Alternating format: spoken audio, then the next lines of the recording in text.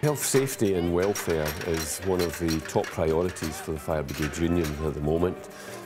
It's an issue that's very important to all of our members. We have seen an increase in serious accidents and the number of fatalities over the past few years. And the union has invested a considerable amount of resources and money to try now to equip all of our safety representatives in the workplaces with tools in order to carry out their job successfully. And we are looking to grow the number of safety reps that we have in the union, because it's a role that can be played by people with a small amount of training that can make a huge difference to your colleagues in your workplace.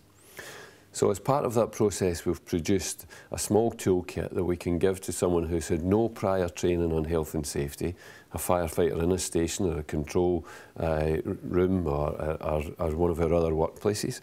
And this toolkit consists very simply of a small handbook which gives basic information to our safety representatives in what they would be expected to do and what sort of rights they have in order to do them. It's a very simple to follow and it's very easy and forms almost an educational process in itself. We do encourage our safety representatives to partake in training, usually provided by the Trade Union Congress, which under health and safety law you're entitled to paid time off in order to be trained.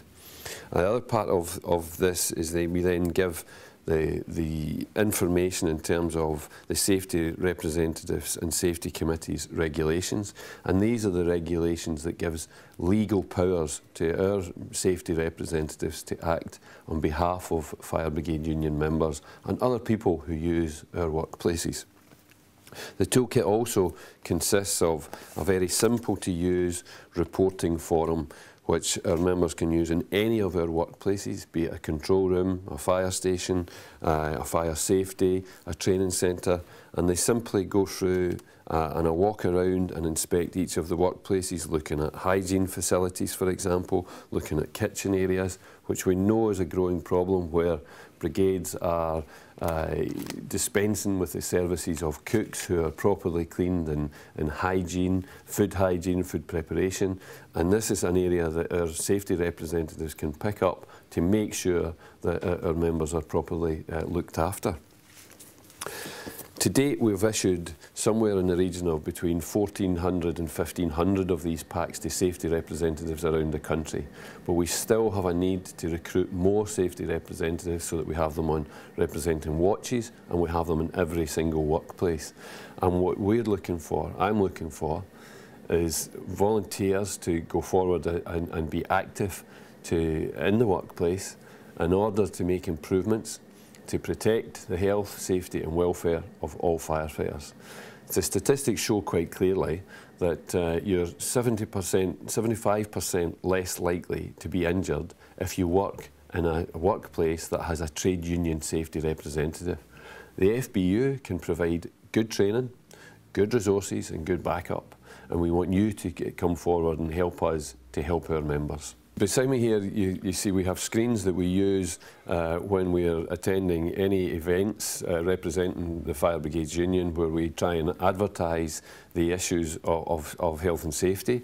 You can see here we have an example of a body mapping exercise that we will be kicking off and starting as a project in the last quarter of 2009, where we want to encourage our members to report accidents, injuries and illnesses to our members so that we can build up accurate statistics on what is happening to members. And body mapping, for those that are not familiar with it, is very simple. As you see, you have a picture of a body and we can map by reporting in simple diagrammatic form where injuries are happening. Is it hand injuries? Is it leg injuries? Is it back injuries? So we want to be able to build up those statistics and be able to use that to go to our employers in order to find ways of preventing ill health, injury and improving the lives of our own members. Without health and safety representatives, I'm pretty sure that we would go back years and years in terms of safety. It's not so long ago when there was people arguing that the fire brigades shouldn't be part or are subject to the Health and Safety at Work Act. And the reason that we need safety reps is we need people to be vigilant and we need people to be active, encouraging the safety of our members. And we have not ever relied on management to do that. Management tend to be pushed in these directions. Some are very responsible because they have legislation that enforces or gives them responsibility. But quite frankly, in my view, if we don't have safety representatives, more of our members will be killed, more of our members will be seriously injured, and more of them will have long-term ill health affecting their lives.